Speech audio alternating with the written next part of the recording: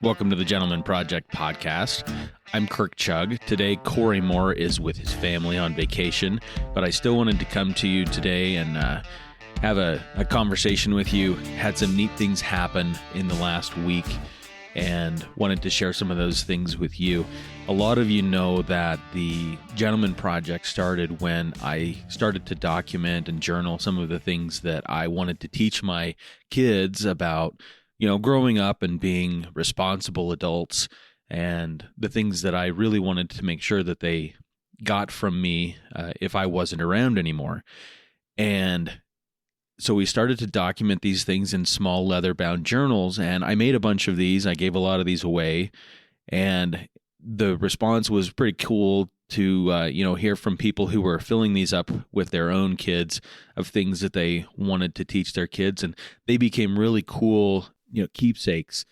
And so I took one of these, and it's hard. I don't know if I'm the only one, but it's pretty hard to give somebody like your grandfather or your father something that he doesn't have for Father's Day. And I remember for my grandfather's birthday, and I'll tell you a little bit more about my grandpa, in this episode, but on the 13th of October, 2014, I had just started doing these things with my sons.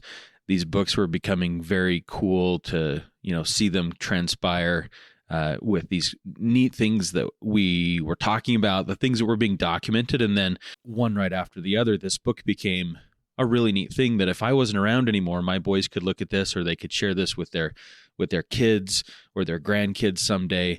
And I thought, how neat would this be? Because I've been very, very blessed to have multiple grandparents live long lives and be around to get to know my kids. So they've had ample time to get to know their great-grandparents. So in 2014, I gave a book identical to the one that we were filling out at home to my grandfather, my maternal grandfather, and I wrote in the front of it, "Grandpa, as I look at my life and remember the lessons you taught me as a boy and as a young man and now as a father, I recognize how much these lessons have influenced my life, both in who I am and what kind of a father I am. My boys and I are writing down lessons that I'm teaching them that you taught me, and I would love to have a chance to read and hear about some of the lessons of life that your father taught you. These things that are passed on make us who we are today. Love, Kirk." And I didn't forget about this book. I knew that my grandpa had it, and I knew probably someday that I would get it back. This last week, my grandfather gave it back to me, and I'm going to try my hardest in an audio format to describe to you what this looks like and to describe to you a little bit about the personality of my grandfather. I hope someday to have him on the podcast so that you can meet him. He's a combination of Johnny Cash, John Wayne, and Red Green. I don't know. There's just something about being around my grandpa. I think he's just honed over the years how to make you feel a certain way when you're with him. And without being preachy, he always has a lesson to teach. So I was very excited to, have this book back, and I'm going to try to describe what it looks like. Grandpa doesn't use a computer. He just barely got a smartphone and loves the idea that I can take a picture and send him a picture anytime I want, and he can see it on his phone. But just has never used a computer, doesn't have the internet. This book is about the size of your hand, spread out about 6 inches by 5 inches. And in each of these pages is either written in his own handwriting, in cursive handwriting that's difficult to read, or it's typed pages on old stationery titled "America the Beautiful" at top, and then they're cut to fit these pages and glued inside on the parchment pages of this leather-bound book. This book is priceless.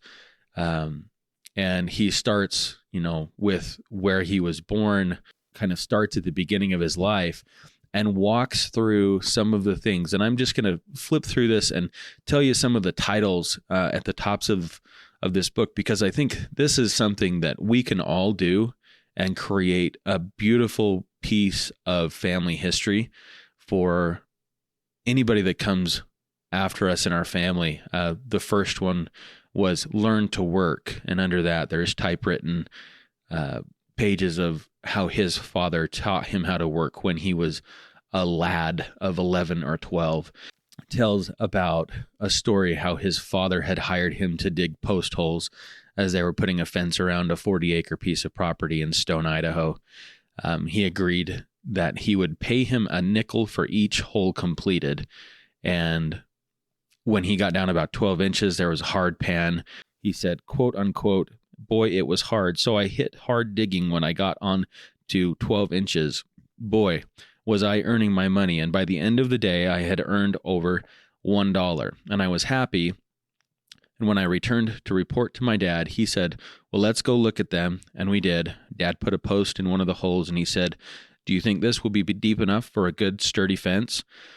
Well, I didn't get paid until I went back and completed the holes to the proper depth. That was a very valuable lesson for me, and I have since then used that training in my life and taught to my children also.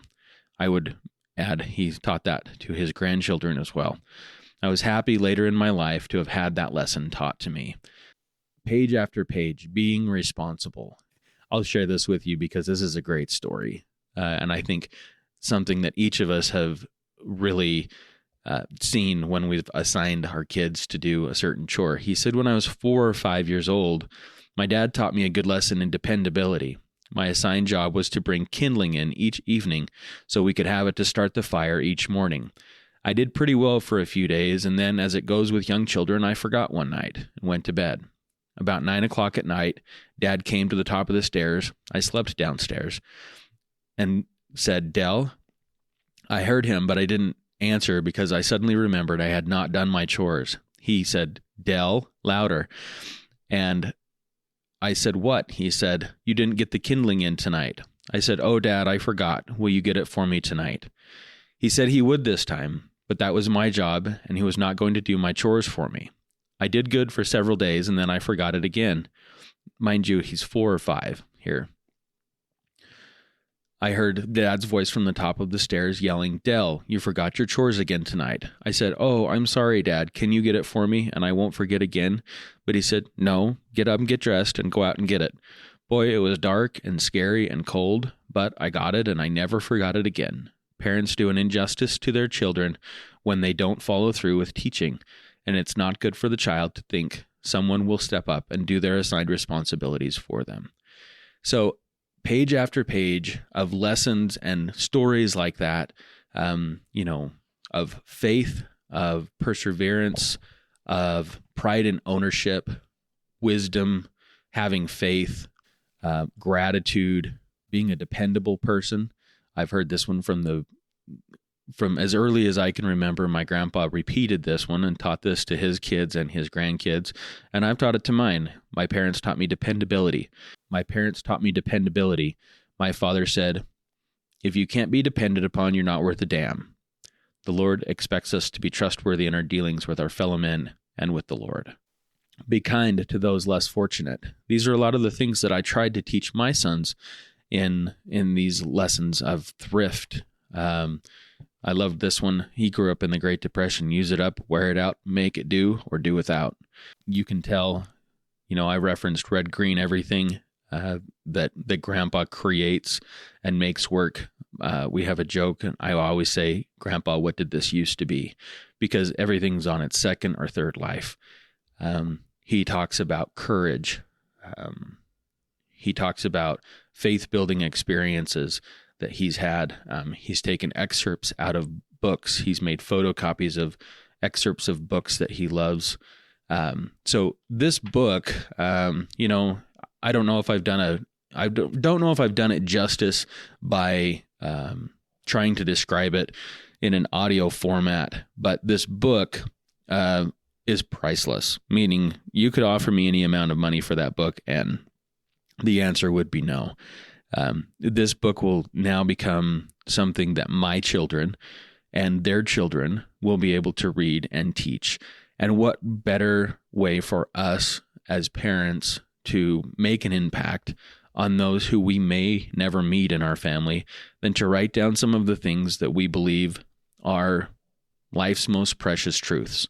I'm blessed enough to have a grandfather that took the time, lots of hours, to write this book that will be shared in our family, and we'll use this as lessons. He said, if you teach all those lessons, you can give it back to me and I'll put more in it. Again, I'd love for you to all to meet my grandpa. I've referenced him several times in the podcast in the past. He's currently dealing with some health issues in his 80s, and I'd love for him to be well enough that I can get him into the studio and have you meet him. A storyteller like none other. He's got a joke for just about everything. Anytime that anybody meets him, they just want to spend more time with him. So I'd love for you all to meet him. But today, I just wanted to share that with you, some of the things that my grandpa shared with me, and then express my gratitude to him for taking the time to do that, and also to encourage those who haven't written down some of the things that they think are life's most precious truths. Do it in a format that your family can enjoy, can read from, and teach from. The beginning of this book, on the front, it says, "Things My Father Taught Me, a Gentleman's Guide." And that's one of my most prized possessions now. That's just a personal experience that I wanted to share with you, and encourage you to write down some of the things that you would like your family to know long after you're gone. Make a priceless possession for the people in your family that you love. We will be back next week with a guest. We just love doing the podcast. It's been such a blessing in our lives to be able to, meet people who are doing extraordinary things, who are making a difference in the world, and also the people that listen, that give us feedback about how a certain lesson has impacted their lives. I've had several just recently tell me about some of the experiences that they've had, and they've drawn on some of the advice that they've heard on the podcast to make decisions in their life, myself included, this last couple of weeks. I hearkened back to Rob Schallenberger's podcast.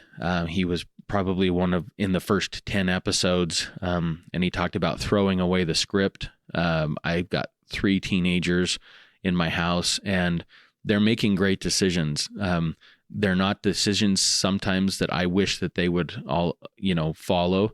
But they're making their own decisions, and I could hear Rob's voice in the back of my head as I was, emotionally dealing with an issue, to throw away the script. They are their own people. They don't owe anything to you to be, models or perfect specimens that you wish they would be and make the decisions that you wish they would make. They're making great decisions, and I get to support them. And so, this is for me as much a learning experience in doing the podcast as it is a teaching experience. I feel like I get much more out of it than I put into it. So hopefully you feel the same way, and hopefully you enjoy listening to the podcast. We sure love doing it. We hope that you'll join us, coming up in the second year. We are just about to a year now.